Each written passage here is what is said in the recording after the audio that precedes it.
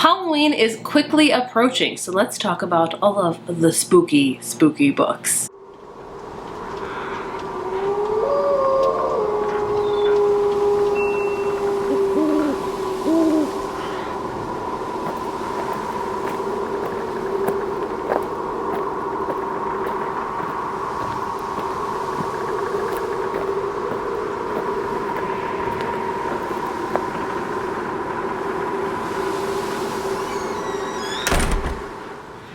Everyone, today I'm here to bring you my spooky book recommendations. So Halloween, like I said, is quickly approaching, so I've been building up this list for quite some time and I think I have a really good one. So today's video is going to be all of these spooky books. I have a lot of different type of books in this video. I have some horror books, I have some graphic novels, I have paranormal, I have some thrillers, I have a vast majority of different type of spooky books there are. When you think of spooky books, it doesn't have to particularly be like one set of genre like horror or stuff like that, so I have a wide array. Without further ado, let's get into it. Spoiler warning, I will say I have read the majority of these. There are a few that I have not read, but I still really want to recommend because I feel like they really fit like the spooky thing. The first book I'm going to talk about, I read last October, and I'm so glad I did because it is like the quintessential Halloween read, quintessential spooky read. I love it a lot, and that is Slasher Girls and Monster Boys. Library bindings, fun stuff.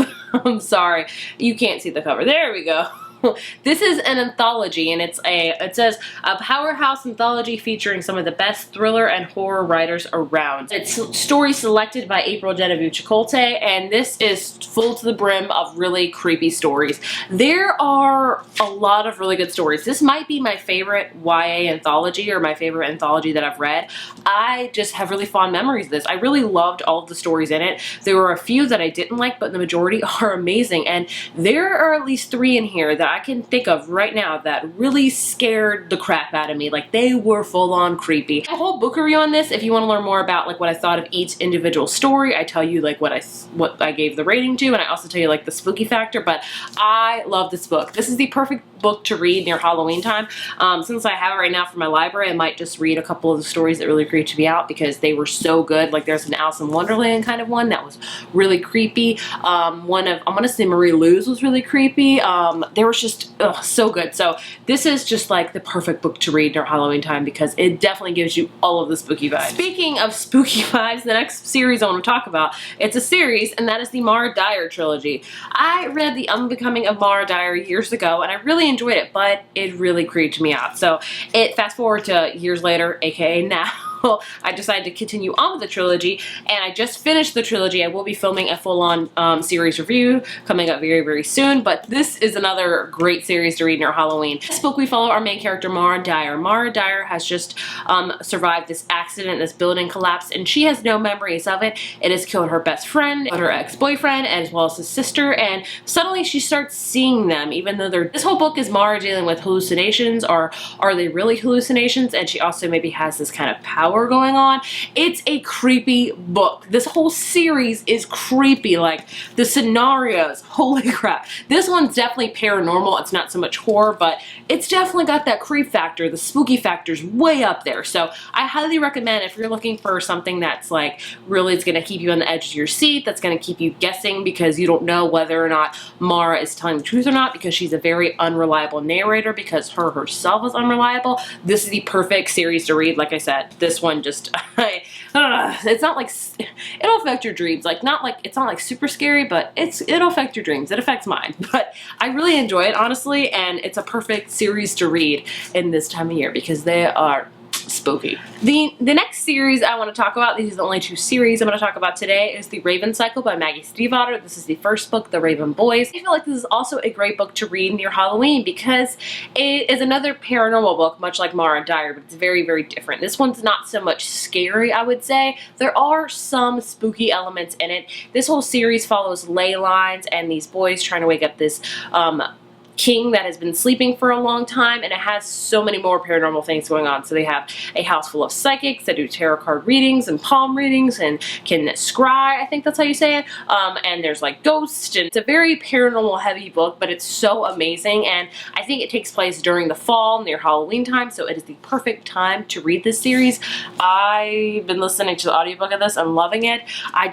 This is such a good series to read near Halloween because it gives you all of like the spooky and creepy and weird vibes that are just amazing. The next book is one that I haven't read yet, but I feel like it is the perfect spooky Halloween read. I should probably call this video Halloween reads and not spooky reads because I keep saying Halloween, but you get what I'm saying. And that is Anna Dressed in Blood by Kendare Blake. This book is, I think it's a duology, if I'm not mistaken, but this follows our main character Anna, or I don't know if she's like follows her, but I know it's about Anna, and Anna is a ghost. She's been residing in this deserted Victorian house, and it's Anna's death, which was in 1958.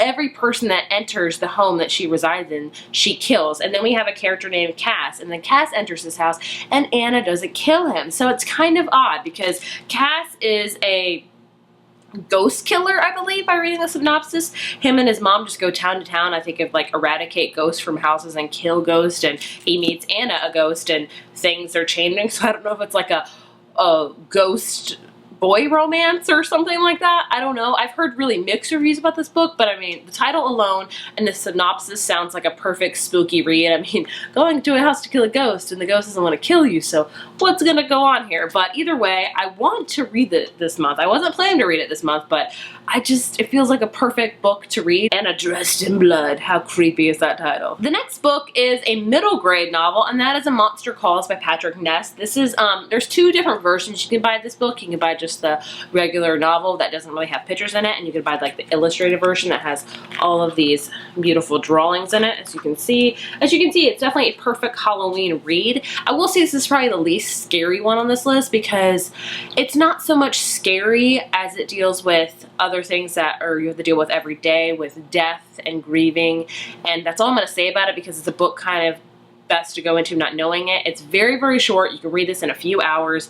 It's all about this monster that shows up at this boy's house every single midnight, and he tells him that he wants the truth, and that's what this whole book is about. So I'm going to tell you about. There's a movie adaptation, which I've yet to watch because this book broke me. It broke me, so I'm scared to watch the movie, but I feel like it's a perfect Halloween read because of the whole monster coming to your bed every single night, and the drawings alone have that kind of creepy vibe like I showed you, like very, very spooky. Going on with the same vein of kind of illustrated graphic novels, the next two I want to show you I have not yet read. I'm actually reading it, like I'm starting these this week, so forgive me, but I still want to recommend them to you. And the first one is Through the Woods by Emily Carroll. This is 5 mysterious, spine-tingling stories to follow journeys into and out of the eerie abyss. Come take a walk into the woods and see what awaits you there. So in this graphic novel, we have 5 really creepy stories. I mean, and they're literally creepy. Look at this. Doesn't get much creepier than that. I'm so looking forward to reading this. But it's perfect for Halloween because, you know, I think graphic novels are great, but then when you get the spooky, eerie ones where you actually get to see like the blood and gore and the spookiness, it's even more better. So this is, I think, a great book to read for Halloween. I know I am because obviously I'm reading it this week, but I'm excited to see if I'll like it or not, but I still want to recommend it to you because it just seems like a perfect spooky read with visuals included. On that same note of another book I'm reading this week is The Graveyard Book by Neill Gaman. The Graveyard Book, I want to say, don't quote me on this, was actually a full-length novel first, and then they decided to make an illustrated version, which is what I have here. So I opted to check out the illustrated version because I just think graphic novels are easier to read, they're easier to fly through, and I like having visuals with it. This is all about this boy named Nobody Owens, and he's a toddler when I think a murderer or something comes into his house and he kills everybody else in his house, but somehow nobody escapes and wanders into the graveyard, and then like the ghost and these people that are like half dead, half living decide to raise him there. So it's really about a boy that is growing up in a graveyard. So I don't know if this is like spooky per se, but I mean, it sounds spooky to me, growing up in a graveyard, and we have ghosts, and I think there's vampires. I mean, I don't know. This guy looks like a vampire right here. I'm not sure if he is or not because I haven't read it, but it just sounds like a very, you know, Halloween spooky spooky type of read with all of those paranormal elements. And I've heard so many amazing things about this book, so I'm very, very excited to read it. There is a volume 2 that I have as well. And the last stack of books I want to talk about today are thrillers. I think thrillers are great to read at any point in the year. I think thrillers are even funner to read in October because it just adds an extra level and layer of suspense. But I want to recommend you a few today. The first one I want to recommend is The Girl in the Train by Paula Hawkins. I know, super controversial. A lot of people, either this is a book you're either really gonna like or you're really not gonna like. I fell in the camp of I really enjoyed it. This was actually my first thriller I ever read last year. I'm very, very new to the thriller genre, can you tell? But I really enjoyed it. It's about this woman that named Rachel who takes the train every day, and she kind of sees this couple every single day in their house, and then she notices something, and she's a very unreliable narrator as well because she drinks a lot and there may be murders happen. And you know, there's also been a movie adaptation which I haven't seen as well because I've heard it's bad, but I really enjoyed the book. It was very suspenseful to me, and I would recommend it to you as a thriller. I think it's great, especially if you're a thriller novice, much like I am still, honestly. It's the great book to kind of test the waters with the thriller genre. I really liked it. Not a lot of people do. I liked it. The next thriller I would like to recommend is Final Girls by Riley Sager. I actually just read this one a few months ago. Final Girls is all about the trope of the final girl.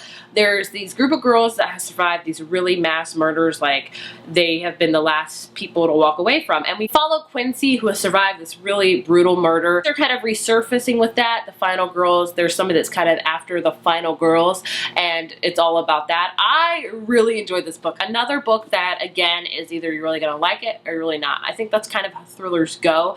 I don't think there's a lot of people that are down the middle of thrillers. I think there's just like the camp of, I really enjoyed it, or I really don't. I love this one. This might be my favorite thriller I've ever read. It was creepy because the whole mass murder thing, and it just really kept me on the edge of my seat. I really liked watching the character progression because there was a lot of unreliable characters as well, but I love this one. I would highly recommend this one, honestly. One that I didn't really love, but I still want to recommend to you because it's a solid thriller, I think, is The Woman in Cabin 10 by Ruth Ware. I read this last year and was kind of underwhelmed. I feel like I am kind of just underwhelmed by Ruth Ware's books in general. All about this woman that's a journalist, and she has to like review this luxury cruise line. It's a very, very small cruise, like 15 passengers at the most, and she notices one night that a woman has gone overboard. Nobody else seems to notice that, and there's been no like official roster like of a woman being like thrown overboard or somebody that's missing. So this woman takes upon herself to find out who the woman in cabin 10 was.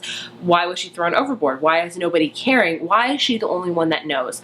I do not love this book, like I said. I don't know. It's okay, I will say this is my favorite of Ruth Ware's books. She has 3 out. I've read all 3 of them. I don't, like I said, I don't love them, but this is my favorite of hers because it definitely got me in the claustrophobic sense, because there was a lot of times in this book she would be in these really small rooms, and I'm claustrophobic as well, and she's on a cruise, and that just whole setting is kind of creepy when you have a murder like on a cruise ship because you have nowhere to go, literally, for that vein. But it's not necessarily creepy at all. It's not very, very thrilling. So this is one I would say I'd recommend to people that if they're very, very new to the thriller genre to definitely check out, because it wasn't amazing, but it was decent, I guess you could say. And the last thriller that I want to recommend to you that I've actually read is Don't You Cry by Mara Kubica. Mara Kubica has a ton of novels out. I want to say like maybe 4 or 5. I've only read 2 of them, but the one that's my favorite so far is Don't You Cry. This is have like a girl that goes missing and her roommate is on the search to find her. Then in a parallel story that's going on, we have a guy that's noticed that this woman has appeared at his work and she's kind of very mysterious and odd. So of course it's safe to say these 2 stories kind of sync up. You just don't know how they sync up. This one's not like super scary at all. It's just a classic thriller of like how whatever happened and stuff like that. But I really enjoy Mara Kubica's writing and her storylines, and this one definitely had me guessing. I did not guess the ending at all, honestly, and I really enjoyed that. So there you have it. Those are all my spooky reads recommendations. I really enjoyed the majority of them. Like, I am so glad I read Mara Dyer this month because it is creepy, and I really want to reread Slasher Girls and Monster Boys because it's such an amazing book. But if you've heard of any of these books, please let me know if you agree, if they're kind of spooky reads, Halloween reads as well. And if you have any recommendations for spooky Halloween reads, please leave them down in the comments. I know a lot of people are probably going to say, Stephen King. I know. I haven't read any Stephen King because I feel like they're a little bit too scary for me personally.